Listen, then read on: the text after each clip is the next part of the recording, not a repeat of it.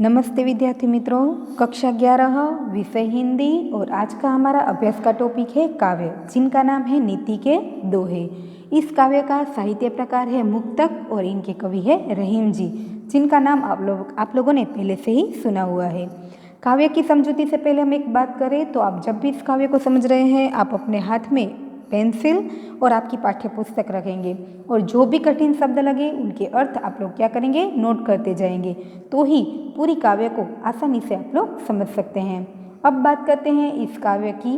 तो काव्य का नाम है नीति के दोहे। दोहे क्या होते हैं? दोहा एक प्रकार से छंद है। इसमें कुल 4 चरण माने जाते हैं और दोहे भी है तो कैसे हैं? नीति के हैं। नीति क्या होती है? तो नीति सोच समझकर बनाए गए सिद्धांत की एक प्रणाली है, तो जो उचित निर्णय लेने और परिणाम पाने में हमारी मदद करती है। यहाँ पर हम देखें तो रहीम जी ने अपने जीवन के अनुभवों को दोहे के माध्यम से हमारे सामने प्रस्तुत किया है। तो इन दोहे से हमें जीवन की जो सत्यता है या तो जीवन की जो सच्चाई है, हमें इस दोहे के माध्यम से समझने को मिलती है। इन छोटे छोटे दोहे में रहीम जी ने कई विषय के माध्यम से जीवन की सच्चाई को हमारे सामने प्रस्तुत किया है और मनुष्य को अपने भविष्य में इन जीवन की सच्चाई को समझकर अपने भविष्य में उनका व्यवहार में लाने का प्रयोग करने के लिए एक संदेश दिया है। अब हम बात करते हैं इनके कवि की। रहीम जी का थोड़ा परिचय देखें तो रहीम जी एक मध्यकालीन कवि के रूप में भी हमारे सामने आते हैं। रहीम का पूरा नाम अब्दुल रहीम खान खां था और इनका जन्म लाहौर में हुआ था। वे अकबर बादशाह के संरक्षक यानी रक्षा करने वाले बेरम खां के पुत्र थे। उन्होंने सम्राट अकबर और जहांगीर के दरबार में प्रशासनिक, राजनीतिक एवं सैन्य संचालन की कुशलता सिद्ध करके उच्च स्थान प्राप्त किया था। तो वे अकबर के दरबारी नवरत्नों में से एक माने जाते थे। रहीम जी एक मध्यकालीन कवि, सेनापति, आश्रयदाता, दानवीर, कला प्रेमी एवं विद्वान थे। तो कवि रहीम नीति शास्त्र में वे पारंगत थे। उनके नीतिपरक दोहों में उनकी सूक्ष्म दृष्टि की जो झलक है वो हमें दिखाई देती है। तो रहीम कलम तथा तलवार दोनों के धनी थे, महान थे। वे हिंदी, संस्कृत, अरबी, फारसी, तुर्की, अवधी, ब्रजभाषा, फ्रेंच तथा अंग्रेजी भाषा के अच्छे ज्ञाता भी थे, इसलिए वे बहुभाषा ज्ञानी भी माने जाते थे। रहीम सतसई, श्रृंगार सतसई, बदनाष्टक, रास पंचाध्यायी, रहीम रत्नावली, बेरवे नायिका, भेद आदि इनकी प्रमुख रचनाएं मानी जाती है। तो प्रस्तुत जो काव्य है, यहाँ पर उन्होंने नीति के दोहों में आचरण की शुद्धता पर ज़्यादा बल देने का महत्व दिया है, यानी आचरण यानी व्यवहार, व्यक्ति के व्यवहारों को महत्व देते हुए आगे हमें संदेश दिए हैं। यहाँ पर हम देखेंगे कि उन्होंने अपने अलग अलग दोहे में अलग अलग विषयों के माध्यम से जीवन की सच्चाई को प्रकट किया है। तो वे आगे बताते हैं कि जीवन का सत्य उजागर करने वाले इन संकलित दोहों में शक्ति की महत्ता यानी महत्व, शक्ति का या तो तेज का महत्व या इज्जत का महत्व, गरीबों का हित करना, संगति का फल, वाणी का क्या प्रभाव होता है, योग्यता क्या है, बड़े छोटे का भेद क्या है, गरीबी क्या है, कृपणता, जीवा यानी जीभ की क्या विशेषता है तथा उदारता आदि जैसे गुणों को उन्होंने, ऐसे अनमोल बातों को उन्होंने अपने दोहे के माध्यम से हमारे सामने प्रस्तुत किया है। यहाँ पर हम क्या करेंगे, एक एक दोहे का भावार्थ समझते जाएंगे और जो भी कठिन शब्द लगे वो आप लोग नोट करते जाएंगे। पहला दोहा हम यदि देखें तो आगे उन्होंने बताया है कि इन दोहों को आप गा कर भी समझ सकते हैं कि रहीमन पानी राखिए, बिन पानी सब सून, पानी गए ना उबरे, मोती मानुष चून, रहीमन मोती मानुष चून। इस प्रकार गाकर भी आप दोहों का भावार्थ समझ सकते हैं। पहला दोहा है जिनमें रहीम जी ने कहा है कि रहीमन पानी राखिए। यहाँ पर पानी का अर्थ आप लोग जानते हैं, जो हम पीते हैं, ठीक है। परंतु यहाँ पर रहीम जी ने पानी का दो अर्थ बताया है। दो अर्थ बताकर हमें जीवन के महत्व को समझाने का प्रयत्न किया है कि रहीम जी कहते हैं कि रही मन पानी राखिए, बिन पानी सब सुन। बिन यानी बिना, पानी सब सुन, सुन यानी शून्य है, सुना सुना है। पानी गए न उबरे, उबरे यानी बचे या तो निखार नहीं आता है। मोती मानुष चून, मानुष यानी मनुष्य, चून और जो खाने वाला जो चूना होता है वे। यहाँ पर रहीम जी ने मनुष्य की इज्जत को समझाते हुए कहा है कि एक बार यदि मनुष्य की इज्जत चली जाए तो उनके जीवन में जीने का कोई मतलब नहीं है। इस बात को समझाने के लिए उन्होंने पानी का उदाहरण दिया है। वे समझाते हैं कि पानी बहुत मूल्यवान चीज़ है। क्या उन्होंने क्या कहा है कि पानी है वो बहुत ही मूल्यवान चीज़ है, हमें पानी की कद्र करनी चाहिए। वे कहते हैं कि बिना पानी के सब कुछ व्यर्थ है। बिना पानी के न तो मोती उत्पन्न हो सकता है, न मनुष्य जीवित रह सकता है, और न पानी के बिना खाया जाने वाला चूना छूना रह जाता है। तो इस पानी का महत्व समझाते हुए वे पानी का दूसरा अर्थ भी कहते हैं। कवि ने पानी को दूसरे अर्थ में भी लिया है और वे कहते हैं कि मनुष्य को अपनी तेज, अपनी इज्जत को हमेशा बनाए रखना चाहिए। पानी जो हम पीते हैं, तो पानी का दूसरा अर्थ क्या है? इज्जत। तो वे यहाँ पर पानी का उदाहरण लेते हुए कहते हैं कि मनुष्य को अपनी तेज, अपनी इज्जत हमेशा बनाए रखनी चाहिए। बिना तेज, बिना इज्जत के सब कुछ क्या है? व्यर्थ है। जिस मोती का तेज चला जाता है वह मोती मोती नहीं रहता, और जिस मनुष्य की इज्जत चली जाती है तो वह मनुष्य मनुष्य नहीं कहलाता। इसी तरह जिस चूने का सत्व या तो जिस चूने का पानी चला जाता है वह चूना भी किसी काम का नहीं रहता है। अर्थात इनका तेज, इनकी जो चमक है वह समाप्त हो जाती है, नष्ट हो जाती है। इसलिए पानी का हमें मूल्य समझना चाहिए, पानी का कद्र करना चाहिए। जिस प्रकार पानी न होने की वजह से मनुष्य का जीवन नष्ट है, उसी प्रकार यदि मनुष्य की इज्जत चली जाए तो उनका जीना भी कैसा बन जाता है? नष्ट हो जाता है, व्यर्थ हो जाता है। इसीलिए पानी का महत्व समझना चाहिए।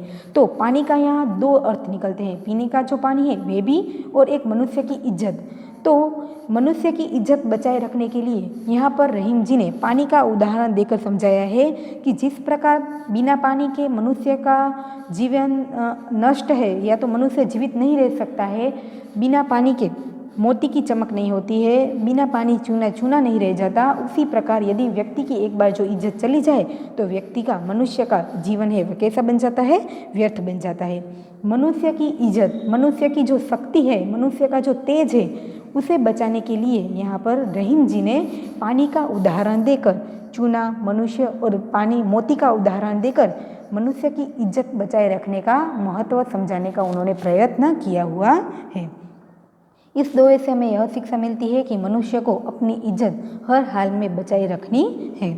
आगे का दोहा हम देखें तो रहीम जी आगे कहते हैं कि जे गरीब पर हित करे, हित यानी भलाई करते हैं, ते रहीम बड़े लोग। इस संसार में बड़े लोग कौन होते हैं? महान लोग कौन होते हैं?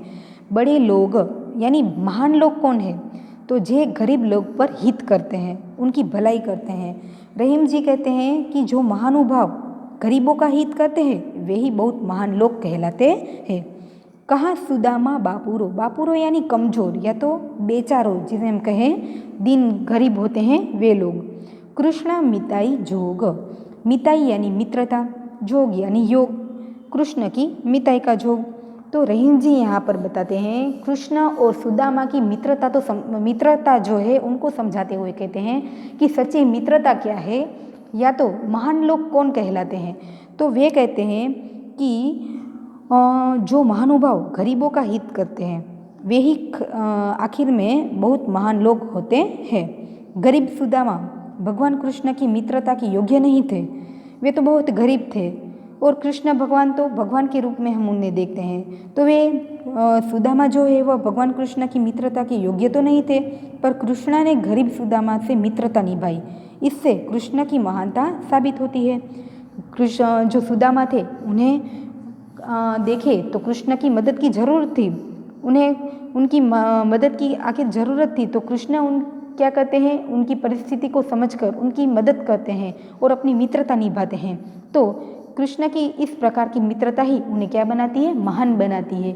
और कृष्ण और सुदामा के बीच की जो मित्रता है वही सच्ची मित्रता कहलाती है। तो बताते हैं, कवि रहीम ने कहा है कि जो गरीब पर हित करते हैं, गरीब लोग की मदद करते हैं, उनकी भलाई करते हैं, इस संसार में वे ही सच्चे मित्र और बड़े महान लोग कहलाते हैं। इस दोहे में रहीम जी ने व्यक्ति की महानता का महत्व बताया है कि इस संसार में आखिर देखा जाए तो महान लोग कौन कहलाते हैं या तो सच्चे मित्र कौन कहलाते हैं, इस बात को इस दोहे के द्वारा उन्होंने समझाने का प्रयत्न किया है। उनके बाद आगे का हम दोहा देखें तो कदली यानी केले का जो वृक्ष होता है उन्हें हम कहते हैं कदली, सीप यानी जिनमें मोती होते हैं, भुजंग यानी सांप।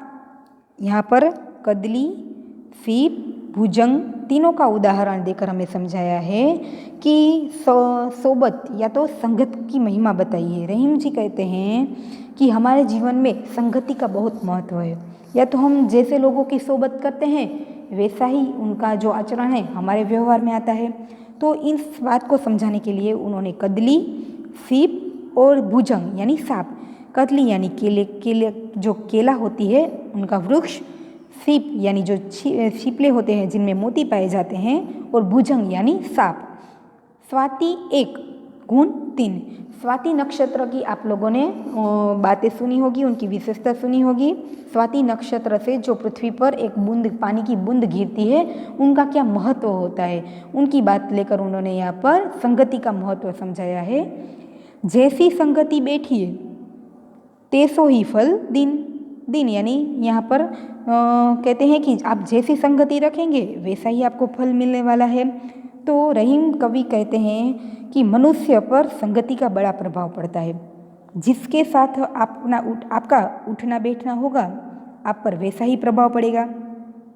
और इस बात को समझाने के लिए वे उदाहरण देते हुए कहते हैं कि स्वाति के नक्षत्र के पानी की बूंद तो एक जैसी ही होती है, पर वह केले के पेड़ पर पड़ती है तो पानी की बूंद ही रह जाती है। सांप के मुख में पड़ती है तो वह जहर बन जाती है, क्योंकि सांप के मुख में तो जहर होता है, जहरीले विष होते हैं। और आगे वे कहते हैं कि जब सीप में पड़ जाती है तो वे मोती बन जाती है। देखिए, स्वाति नक्षत्र का जो पानी है उनकी बूंद तो एक जैसी ही होती है, परंतु वे जैसे लोगों की संगत में पड़ती है वे उनके समान बन जाती है। इनके आधारित उन्होंने संगति की महत्व को समझाने का प्रयत्न किया है कि यदि वह स्वाति नक्षत्र की पानी की जो बूंद केले के वृक्ष पर पड़ेगी तो वो क्या करेगी, सामान्य बूंद ही रहेगी। यदि वह सांप के मुख में उस पानी की बूंद चली जाएगी तो वह जहर के समान बन जाएगी। और जो सीप होती है उनमें मोती होते हैं, तो वह पानी की बूंद उस मोती के पास पड़ेगी तो वह मोती बन जाएगी। जैसी संगत वैसी सोबत, इस बात को यहाँ पर उन्होंने कदली, सीप और भुजंग के द्वारा हमें संगत का महिमा बताया है। संगत की महिमा को समझाते हुए हमें कहा है कि मनुष्य है कितना भी सुलझा हुआ आदमी क्यों ना हो, पर उस पर संगति का प्रभाव पड़े बिना तो रह ही नहीं सकता। अच्छे व्यक्ति की संगति का असर क्या होता है, अच्छा, और बुरे व्यक्ति की संगति का असर क्या होता है, बुरा होता है। तो स्वाति नक्षत्र के जल का भी बड़ा महत्व है, पर वह भी जिसकी संगति करता है उससे प्रभावित हुए बिना नहीं रहता। केले के पत्ते पर उसकी बूंद पड़ती है तो वे साधारण बूंद, सांप के मुंह में पड़ती है तो जहर बन जाती है, और सीप के मुंह में पड़ती है तो मोती बन जाती है। उसी प्रकार व्यक्ति जैसी सोबत में रहेगा, जैसी संगत में रहेगा, ऐसी उनमें सोबत होगी, ऐसे लक्षण, ऐसे संस्कार उनमें पड़ेंगे। तो यहाँ पर रहीम जी ने सही संगत का महत्व समझाया है कि आप जैसे लोगों के साथ उठेंगे बैठेंगे उनका प्रभाव आप पर पड़ेगा। तो हमें हमारे जीवन को यदि समृद्ध बनाना है, सफल बनाना है, तो हमें अच्छे लोगों की संगत करनी चाहिए। इस संदेश को यहाँ पर इस दोहे के माध्यम से उन्होंने समझाया है। आगे का दोहा हम देखें तो वाणी का महत्व समझाया है। उनके बाद के दोहे में रहीम जी ने हमें वाणी के महत्व को समझाते हुए कहा है कि दोनों रहीमन एक से। रहीम जी कहते हैं कि दोनों एक जैसे लगते हैं, जो लो बोलत नाही, जहाँ तक बोलते नहीं हैं तब तक तो वो दोनों एक जैसे ही दिखते हैं। कौन दोनों एक जैसे दिखते हैं, तो उनकी बात उन्होंने उनके बाद की पंक्ति में कही है। जानी परत है काक पीक, काक यानी काग और पीक यानी कोयल। आप लोगों ने देखा होगा कोयल और जो काग होते हैं उन दोनों का कलर तो एक जैसा ही है। दोनों में से पहचानना थोड़ा कठिन होता है कि कौन काक है और कौन कोयल है। परंतु जब वसंत ऋतु आती है और कोयल अपने मधुर आवाज़ में, जब सुनहरे मधुर आवाज़ में गीत गाती है, तब पता चल जाता है कि कौन कोयल है और कौन काग है। तो जब भी मनुष्य अपनी वाणी का प्रयोग करता है तभी पता चल जाता है कि उनका प्रभाव कितना है, जो उनका व्यवहार है वह कैसा है। इस बात को समझाने के लिए उन्हें काक और कोयल का यहाँ उदाहरण दिया हुआ है। तो रहीम जी कहते हैं कि आदमी की अच्छाई और बुराई की पहचान तो उनकी वाणी से होती है। हमें कुदरत ने एक मनुष्य ही ऐसा है जिन्हें कुदरत ने वाणी का वरदान दिया हुआ है, और आदमी की अच्छाई और बुराई उनकी वाणी से ही पता चलती है।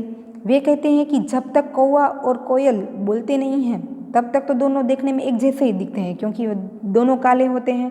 मगर जब वसंत ऋतु में कोयल मीठे स्वर में बोलने लगती है तब पता चल जाता है कि कौन कौवा है और कौन कोयल है। उसी प्रकार जब भी मनुष्य अपनी वाणी का प्रयोग करता है तब उनकी अच्छाई और उनकी बुराई का हमें क्या करता है, पता चल जाता है।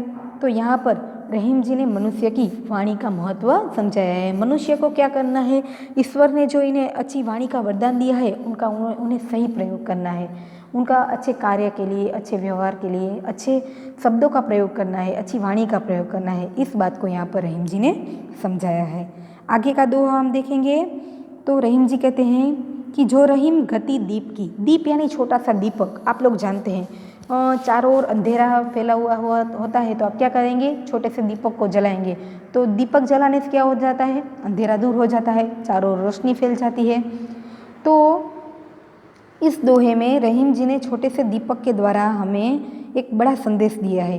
रहीम जी कहते हैं कि जो रहीम गति दीप की, कुल कपूत गति सोय।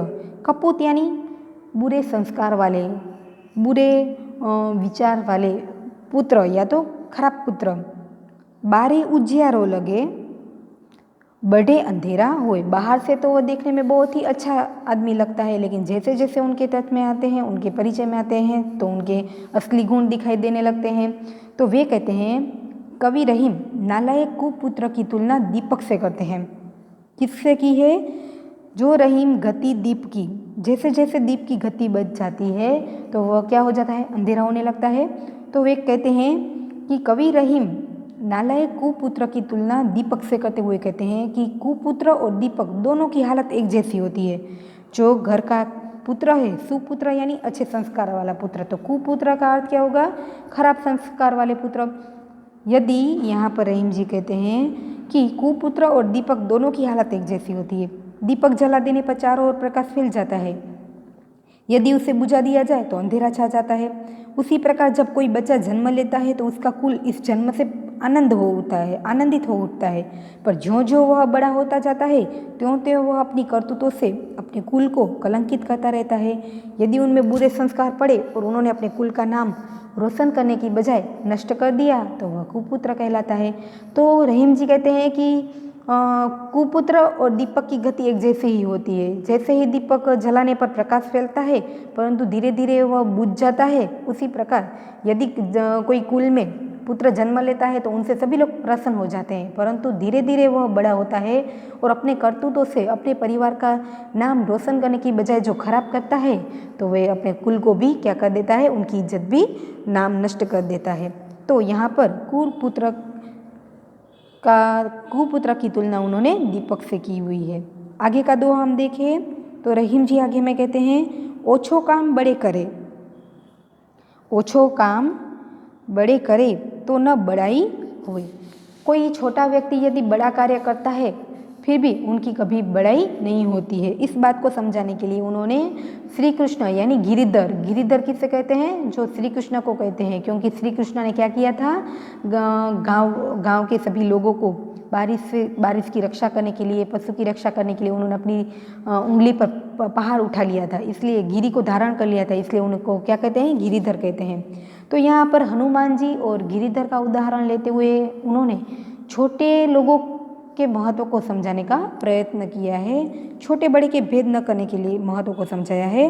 वे कहते हैं कि ओछो काम बड़े करे तो न बड़ाई होए, जो रही मन हनुमत को गिरिधर कहे न कोई। कवि रहीम बड़े और छोटे व्यक्तियों के बारे में बताते हुए कहते हैं कि यदि कोई छोटा व्यक्ति कोई बड़ा काम करता है तो उसकी तो कभी बड़ाई नहीं होती है। इसका उदाहरण देते हुए वे कहते हैं कि हनुमान जी ने भी पहाड़ उठाया था, पर उन्हें तो कोई गिरधर नहीं कहता है।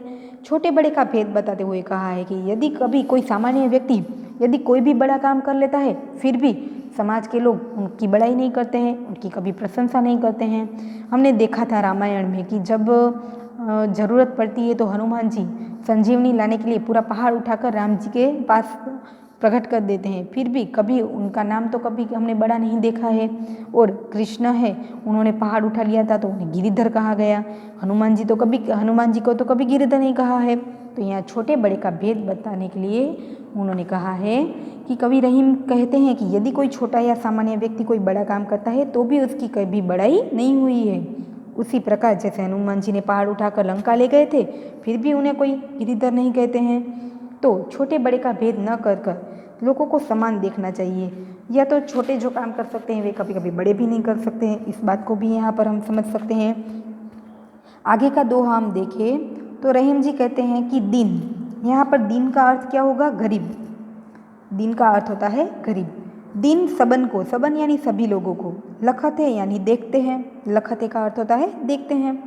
दिन ही लखे न कोई, दिन यानी गरीब को, लखे न कोई, कोई देखता नहीं है। जो रहीम दिन ही लखे, रहीम जी कहते हैं कि ऐसे गरीब लोगों को जो देखते हैं, दिन बंधु सम होय, दिन बंधु यानी वे व्यक्ति उनके लिए भगवान के समान होते हैं।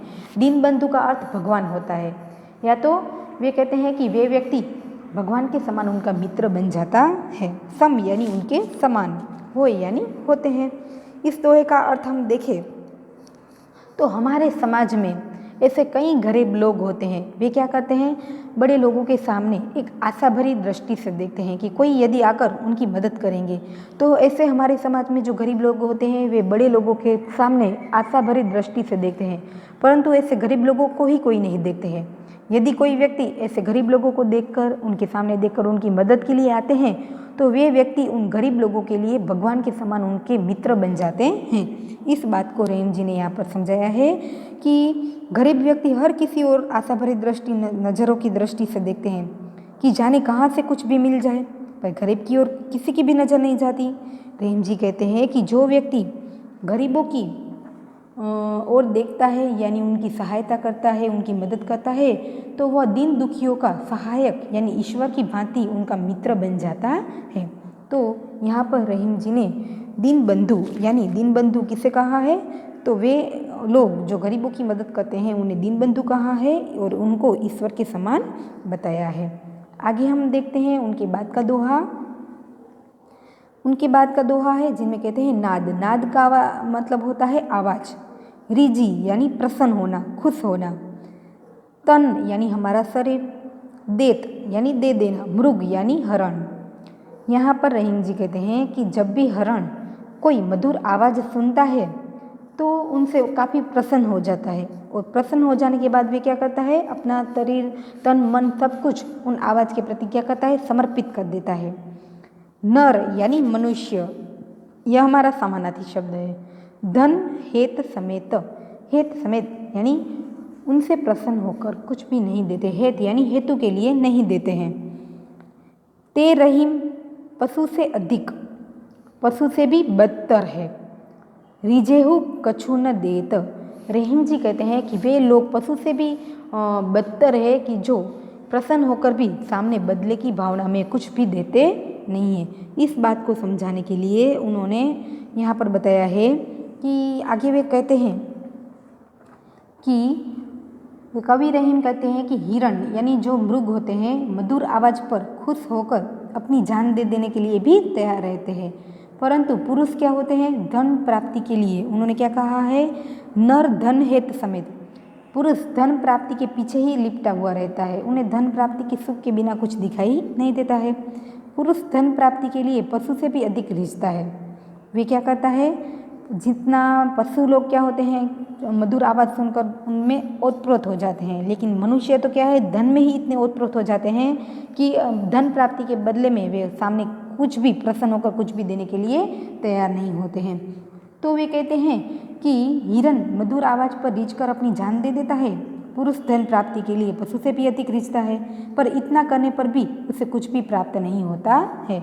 यदि मनुष्य चाहे जितना भी धन क्यों प्राप्त न कर ले, लेकिन उनमें बदले की भावना न हो, देने की कुछ भावना ना हो, तो उन्हें कुछ भी प्राप्त नहीं होता है। इस बात को यहाँ पर समझाने का प्रयत्न किया गया है। उनके बाद का जो दोहा है उनमें जीभ की बात की गई है, हमारी जीहवा की बात की गई है। रही मन जीहवा बावरी, जीहवा यानी जो हमारी जीभ होती है वे, बावरी यानी पागल। रहीम जी ने जीभ को क्या कहा है? बावरी यानी पगली बताया है। कही गई सरग पताल, सरग पताल का अर्थ होता है उल्टा सीधा बोलना, जो मन में आए बोल देना। आपू यानी खुद तो, स्वयं तो, कही कुछ भी बक बक करते हुए कहकर भीतर रही, मुख में चली जाती है। जूती खात कपाल, जूती यानी जो हमारे पैर के जूते होते हैं वे, खात कपाल, कपाल यानी हमारे सिर जो मस्तक होता है वे। रहीम जी कहते हैं कि जीवा तो क्या है? बावरी है, कुछ भी कहते वे कहकर मुख में चली जाती है और सजा किसको भुगतनी पड़ती है? अपने सिर को भुगतनी पड़ती है। कवि रहीम कहते हैं कि मनुष्य को अपनी जीवा को वश में रखना चाहिए। हमारी जो जीभ होती है उनको अपने वश में रखना चाहिए, वरना जीवा तो क्या है? पगली है, बावली है। वह इधर उधर की जाने क्या क्या बातें बकती रहती है। जीभ तो कड़वी बातें कहकर मुंह में भीतर चली जाती है और उनका बुरा परिणाम सिर को भुगतना पड़ता है, क्योंकि जीभ की कही हुई कड़वी बातें के लिए जूते तो सिर को ही सहने पड़ते हैं। तो रहीम जी कहते हैं कि जीवा को हमें कंट्रोल में रखना है, उन्हें अपने वश में रखना है। बोलते समय जीभ अक्सर क्या करती है? बक जाती है और कभी कभी कुछ ना कुछ बुरा मुंह से निकल जाता है। इसके कारण क्या होता है?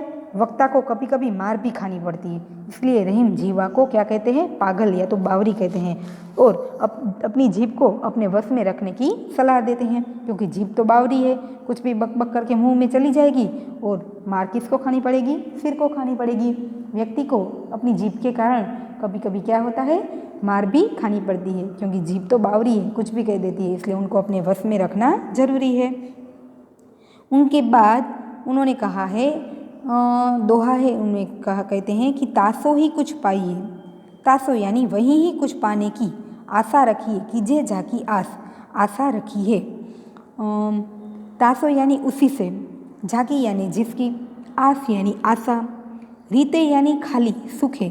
रीते का अर्थ क्या होगा यहाँ पर? खाली या तो सूखे। सरोवर यानी समुद्र में। गए कैसे बुझे पियास, पियास यानी प्यास। खाली समुद्र होगा तो हम यदि वहाँ प्यास बुझाने जाएंगे तो हमारी प्यास बुझने वाली है नहीं।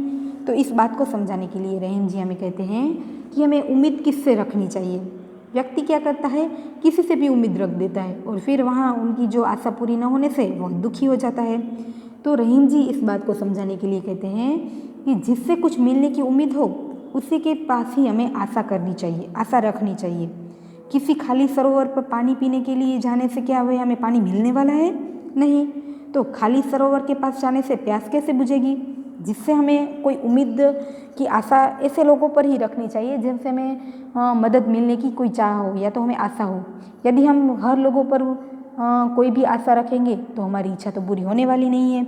इसलिए सोच समझकर हमें दूसरों पर या तो दूसरे पर आशा रखनी चाहिए या तो उम्मीद रखनी चाहिए। इस बात को रहीम जी ने इस दोहे के द्वारा समझाया है कि यदि आप कैसे लोगों पर आशा रखेंगे, कैसे लोगों पर उम्मीद रखेंगे, तो वे कहते हैं कि जिनसे हमें कुछ पाने की आशा हो उन्हीं पर हमें उम्मीद बनाई रखनी चाहिए।